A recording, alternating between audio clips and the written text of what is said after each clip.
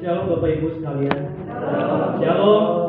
Ya, kita bersyukur pada Tuhan kalau pagi hari ini kita diberikan kesempatan walaupun di tengah-tengah isu bahwa ini adalah ibadah terakhir. Saya rasa ini bukan ibadah terakhir kita, betul? Walaupun rumah-rumah ibadah kita ditutup, tapi hati kita tetap memuliakan Tuhan dan tidak akan pernah tertutup untuk Tuhan. Amin. Bapak Ibu sekalian, hari ini saya diberikan tema tentang diampuni untuk mengampuni. Saya rasa khotbah saya di pagi hari ini adalah sudah menjadi praktek kita dalam setiap keseharian kita. Tapi saya berharap di pagi hari ini, di siang hari ini kita bersama-sama diingatkan kembali betapa pentingnya tema yang kita akan bahas di pagi hari ini. Bapak Ibu, sekarang saya akan menampilkan wajah seseorang, foto seorang. Pak Ferry boleh minta tolong. Mungkin di antara Bapak Ibu sekalian ada yang pernah tahu ini siapa? Ini mama saya, bukan.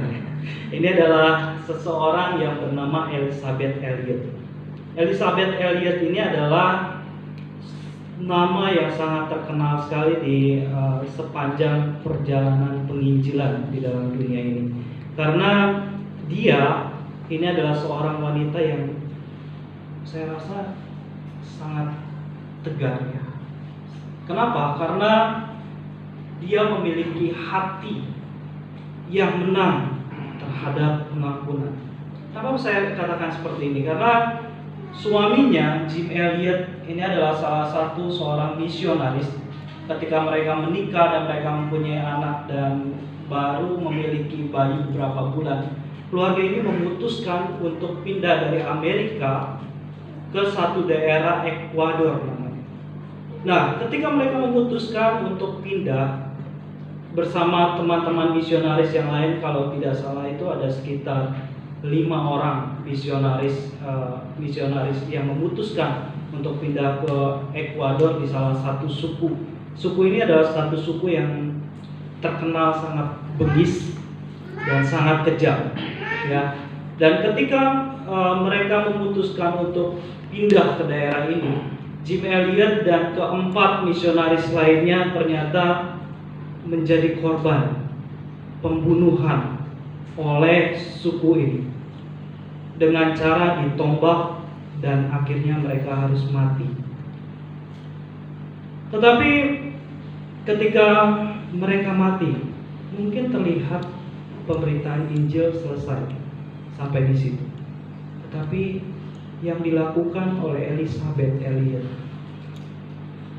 tidaklah berhenti sampai situ. Dan akhirnya Elizabeth Elliot ini memutuskan untuk tetap melayani suku ini. Dan akhirnya sekeluarga Jim Elliot ini pindah ke suku ini dan melayani sampai selesai. Elizabeth Elliot ini mendoakan terus-menerus untuk orang yang membunuh dari suaminya. Pahit, pasti pahit. Berat, pasti berat. Ya. Karena kalau kita menempatkan diri kita sebagai Elizabeth Elliot ini, mungkin pada saat itu kita memutuskan untuk memiliki rasa sakit hati yang begitu dalam. Dan mungkin kita memutuskan tidak akan pernah pergi ke tempat di mana suaminya terbunuh. Tetapi tidak demikian dengan Elizabeth Elliot. Elizabeth Elliot ini akhirnya memutuskan untuk terus melayani suku ini. Dan walaupun pada saat itu suku ini tidak mengerti dan mengetahui bahwa yang dibunuh adalah suami dari Elizabeth Elliot. Elizabeth Elliot ini dengan setia, dia mau melayani suku yang sangat berbahaya ini. Melayani dengan setia dan tidak pernah berhenti. Sampai suatu ketika mereka suku ini mendengar bahwa sesungguhnya yang mereka bunuh pada saat itu adalah suami dari Elizabeth Elliot ini. Dan akhirnya mereka bertanya, mengapa kamu tetap setia mau melayani kami? Tapi satu hal yang dijawab oleh Elizabeth Elliot, Allah sudah terlebih dahulu melayani dan mengampuniku. Oleh karena itu aku mau mengampuni dan melayani kalian di tempat ini. Dan ketika mendengar itu, gentarlah seluruh suku ini, dan akhirnya memutuskan untuk mereka menerima Yesus Kristus sebagai Tuhan dan Juru Selamat. Bapak Ibu sekalian, kalau seandainya pada saat itu Elizabeth Elliot dia memutuskan untuk tidak lagi melayani suku ini karena sakit hati yang terlalu dalam, dan mungkin akan memikirkan bagaimana cara saya untuk membalas dendam, mungkin suku ini tidak akan pernah mendengar siapa Yesus. Tetapi ketika Elizabeth mau mengampuni, disitulah letak di mana Allah bekerja bagi suku ini. Saya rasa bukan menutup kemungkinan dengan cara lain Allah akan bekerja, tetapi justru Allah memilih Elizabeth Elliot untuk dapat melayani suku ini, dan akhirnya suku ini mereka mengenal Yesus Kristus sebagai Tuhan dan Juru Selamat. Bapak Ibu sekalian, kita sudah membaca firman Tuhan yang baru saja kita baca di dalam Matius pasal yang ke-18 ayat yang ke-21 sampai ayat yang ke-35. Di situ menggambarkan tentang sebuah peristiwa di mana Petrus menghampiri Yesus. Petrus menghampiri Yesus dan bertanya, "Tuhan, seberapa kali kita harus mengampuni orang yang bersalah kepada kita?" Petrus berkata, 7 kali? No, bukan. Tuhan mengatakan berapa kali? 70 kali? 7 kali. Ini di luar dari ekspektasi dari Petrus. Karena Petrus sudah memiliki pemikiran bahwa pembalasan itu haruslah 7 kali lipat. Karena pemikiran Petrus ini dia dipengaruhi oleh pemikiran-pemikiran ajaran-ajaran Yahudi sebelumnya. Atau bahkan dia merujuk pada satu peristiwa di mana Kain dan Habil terjadi pada saat itu. Kain membunuh Habil, balasannya adalah 7 kali lipat. Oleh karena itu Petrus mengatakan, sampai berapa kali? 7 kali? Tuhan bilang, no, bukan 7 kali, tetapi Tuhan katakan 70 kali 7 kali. Nah Bapak Ibu sekalian, ada beberapa orang yang mencoba menafsirkan bahwa 7 adalah angka sempurna. 7 adalah satu angka yang perfect. Kenapa? Karena Tuhan pada saat itu menciptakan langit dan bumi dan menyelesaikannya selama 6 hari, dan hari ke-7 adalah hari yang diberkati oleh Allah. Mungkin ada yang berpikir ke sana. Lalu jadi batasnya ya udah sampai 7 kali saja. Nggak perlu tuh harus ada 8 kali, 9 kali. Tapi kalau orang Indonesia, orang-orang kita biasanya lebih kejam ya, bukan 7 kali. Tetapi kalau ada anak atau orang lain berbuat kesalahan, sampai berapa kali biasanya? 3 kali. Sekali gua ampunin, 2 kali gua ampunin, 3 kali gua becek-becek gitu. Enggak ya gitu ya. Tapi Petrus mengatakan 7 kali, Tuhan bilang enggak. Atau dibilang 7, lalu Tuhan bilang 70 kali 7 kali. Ini maksudnya apa? Ada orang-orang yang juga mencoba untuk menafsirkan bahwa 70 itu adalah merujuk kepada Mazmur, kitab Mazmur. 70 itu menggambarkan satu masa di mana manusia memiliki usia batasnya sampai 70. Mazmur bilang manusia umurnya cuma sampai 70. Kalau lebih ya itu udah bonus dan dengan segala banyak kesusahan. Dan 7 kali itu angka sempurna. Ada yang mengatakan mungkin 409. 70 kali 7 berapa? 490. Tapi enggak. Bukan maksud dari Yesus di sini adalah bahwa kamu sudah diampuni dan kamu harus memiliki stok pengampunan 490 kali. Enggak. Bukan maksudnya di situ. Maksud yang ingin disampaikan Tuhan adalah ketika kamu sudah menerima pengampunan itu, kamu juga harus memiliki stok pengampunan atau batas dari pengampunan itu adalah batas yang tidak terbatas. Artinya setiap anak-anak Tuhan yang sudah diampuni dosanya oleh Tuhan, kita harus memiliki unlimited forgiveness, pengampunan yang tidak terbatas. Oleh karena itu, mungkin ini ada satu hal yang gak gampang Bapak Ibu sekalian. Butuh perjuangan yang sangat keras, butuh perjuangan yang begitu dibilang, aduh, kayaknya kalau orang udah nyakitin banget dalam hati, gue gak mau lagi lihat mukanya aja, gue udah enak. Kalau bisa, aduh gue jauh-jauh. Kalau bilang, aduh najis gitu. Kayak orang kusta, kalau bisa jauhin, gue najis. Tuhan mau mengatakan pada kita di hari ini, mengingatkan pada kita sebagai orang yang sudah menerima anugerah pengampunan itu, kita harus lebih mengampuni orang lain. Susah? Ya susah. Sulit? Ya sulit. Tetapi apakah tidak bisa? Bisa. Kita memiliki anugerah dan mengingat bahwa kita adalah orang-orang yang sudah diampuni tidak ada batas. Bapak Ibu, saya mau katakan, apakah pengampunan Tuhan terbatas pada kita? Pengampunan Tuhan tidak pernah terbatas oleh apapun. Punya syarat? Enggak. Punya batas? Enggak. Oleh karena itu setiap kita masing-masing diberikan hak untuk mengampuni.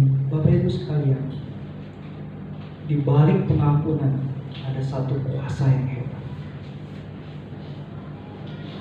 Kalau kita memilih untuk tidak mengampuni orang, Tuhan sudah mengingatkan kepada kita sekalian melalui firman Tuhan. Bahkan dalam setiap doa yang kita ucapkan dalam doa Bapa kami, ampunilah kami seperti kami juga mengampuni orang yang bersalah kepada kami. Saya harap ini bukan hanya sebagai retorika doa-doa kita yang diucapkan, tetapi ini menjadi satu praktek di dalam kehidupan kita, sehingga setiap kita boleh memiliki semangat untuk mengampuni. Kenapa? Karena terlebih dahulu Tuhan sudah mengampuni kita. Kita bisa baca di dalam Kolose 3 ayat 13. Silakan Bapak Ibu sekalian yang mau membacakan untuk kita sekalian. Kolose 3 ayat 13.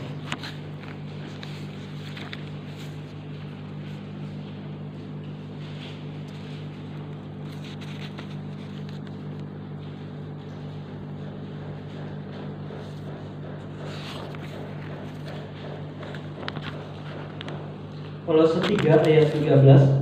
Adakah yang bisa membacakannya buat kita? Kolose 3 ayat 13. Sabarlah kamu seorang terhadap yang lain, dan ampunilah seorang akan yang lain apabila yang seorang menaruh dendam terhadap yang lain. Sama seperti Tuhan telah mengampuni kamu, kamu perbuat jugalah demikian. Nah, Bapak Ibu sekalian, di sini katakan sabarlah kamu seorang terhadap yang lain, dan ampunilah seorang akan yang lain apabila seorang itu menaruh dendam terhadap yang lain. Sama seperti Tuhan telah mengampuni kamu, kamu berbuat jugalah demikian. Ini menjadi kunci bagaimana cara kita bisa mengampuni orang. Mungkin kalau kita melihat orang itu, kita pasti akan sakit hati, ingat terus kesalahan dia. Tetapi Tuhan katakan, jangan pandang itu, pandang apa yang sudah saya lakukan dan yang telah saya lakukan, sehingga setiap kita bisa melihat saya mengampuni dia karena Tuhan. Apakah mengampuni bisa melupakan? Kalau ada orang berbuat salah pada kita, apakah ketika dia berbuat salah dan kita mengampuni kita bisa lupa kesalahannya? Nggak bisa. Apalagi udah kayaknya rasanya udah diinjek-injek banget gitu ya. Mungkin itu nggak bisa. Dan betul, firman Tuhan katakan, mengampuni bukan berarti bisa melupakan. Karena kalau melupakan kita harus amnesia dulu. Lupa ingatan dulu, selesai gitu. Gua nggak inget dosa lu, gua nggak inget kesalahan lu. Tetapi Bapak Ibu sekalian, kalau ada sesuatu hal yang menarik di sini, saya pernah baca di dalam bahasa asli dari Alkitab ini, dari kata pengampuni ini. Kata mengampuni ini yang dipakai adalah apiemi. Apiemi itu adalah sama dengan kalau kamus bahasa Inggris di Oxford itu mengatakan stop to feel angry, stop to feeling angry, atau berhenti untuk marah. Artinya ketika tahu kalau orang ini melakukan kesalahan terhadap kita, kita harus memiliki, ya udah, stop untuk marah terhadap hal itu. Apiemi ini menggambarkan satu kata yang menjurus kepada menyuruh pergi.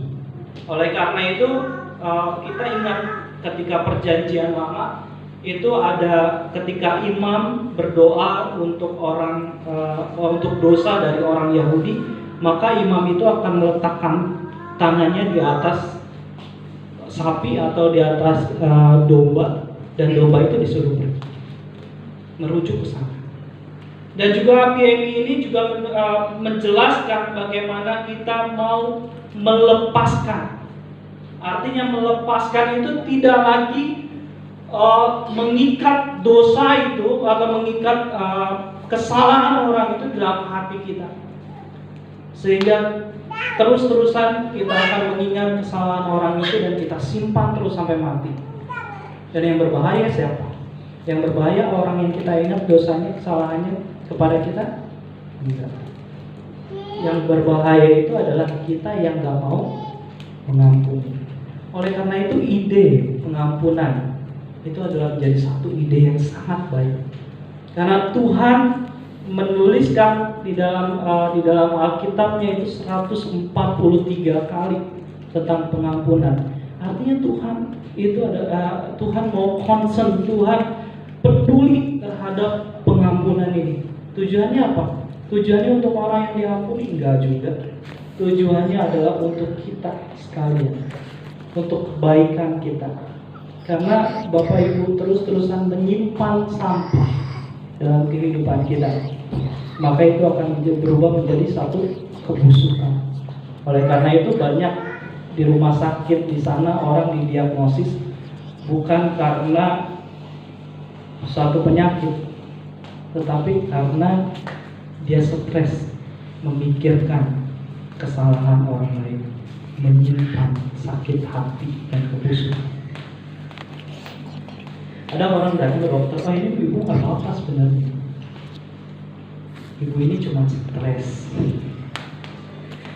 Ibu ini cuma stres-stresnya kenapa? Iya, gue mikirin tetanggamu ngelakuin itu sama gue mikirin itu tetangga sebelah begini, mikirin tetangga depan begini, mikirin terus disimpan dalam hatinya, sehingga itu menjadi satu kebusukan yang lambat laun. Itu dikatakan menyimpan kemarahan itu sama seperti menyimpan bara api yang suatu saat akan tertiup angin dan itu akan membesar dan akan membakar diri kita sendiri.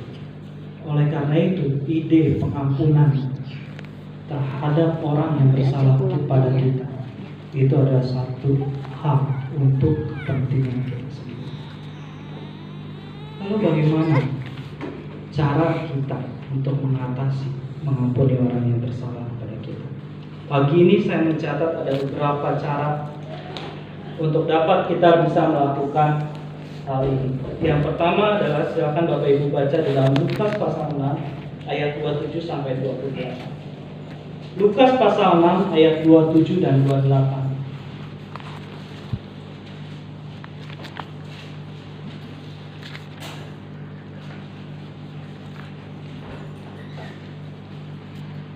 Ada yang bisa membacakan? Lukas pasal 6 ayat 27 sampai 28.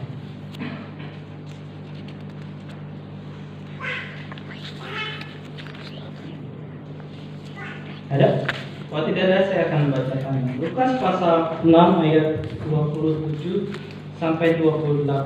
Yang pertama adalah jangan kamu menghakimi, maka kamu pun tidak akan dihakimi. Dan janganlah kamu menghukum, maka kamu pun tidak akan dihukum. Ampunilah dan kamu akan diampuni. Berilah dan maka kamu akan diberi. Suatu takaran yang baik, yang dipadatkan, yang digoncangkan dan ditumpahkan keluar akan dicurahkan ke dalam ribaanmu, sebab ukuran yang kamu pakai untuk mengukur akan diukurkan kepadamu. Bapak Ibu sekalian, melalui ayat ini mengingatkan kepada kita sekalian bahwa untuk kita dapat mengampuni seseorang, kita harus mengingat kita tidak boleh menjadi hakim terhadap diri. Dikatakan ayat yang lain, kamu hanya perlu berdoa untuk orang yang sudah menyakiti hatimu, karena pembalasan adalah hak Tuhan.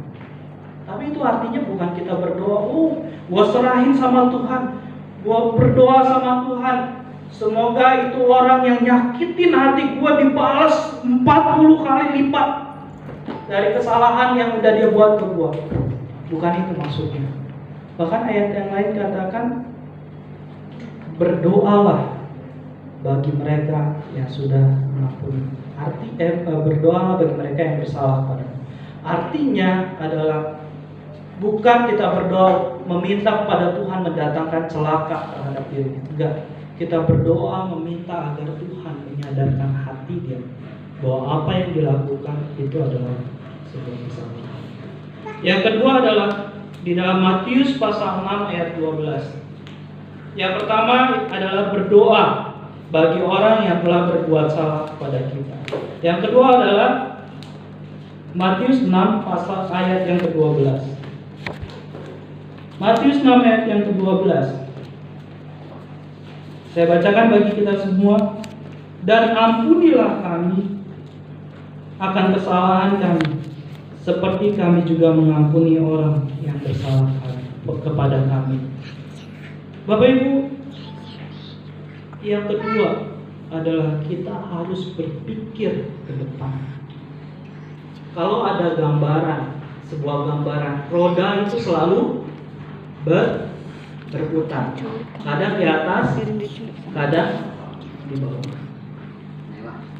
Pernah nggak kita berpikir, ketika kita menyimpan kesalahan orang lain kepada kita, kesakitan hati kita kepada orang yang telah berbuat sakit dan menyakitkan hati kita, pernah nggak kita berpikir suatu saat juga kita akan menyakiti hati saudara kita yang lain? Jadi tolong berpikir ke depan. Berpikir ke depan bahwa kita pun juga kemungkinan akan menjadi batu sandungan bagi orang lain dan menyakiti hati saudara kita yang lain. Oleh karena itu kenapa penting untuk kita mengampuni orang lain? Karena kita harus mengingat Allah yang dahulu mengampuni saya pun harus berlaku adil terhadap kita. Atau bahkan kita lebih kejam dari Allah. Allah sudah mengampuni kita tidak mau mengampuni. Oleh karena itu perumpamaan tentang pengampunan ini dituliskan dalam Alkitab. Yang ketiga adalah dalam Lukas pasal 17 ayat 3 dan 4. Di situ yang pertama, berdoalah bagi mereka yang telah berbuat salah kepada kita. Yang kedua, berpikirlah ke depan. Yang ketiga, sabar dan percaya. Lukas 17 ayat 3 dan 4.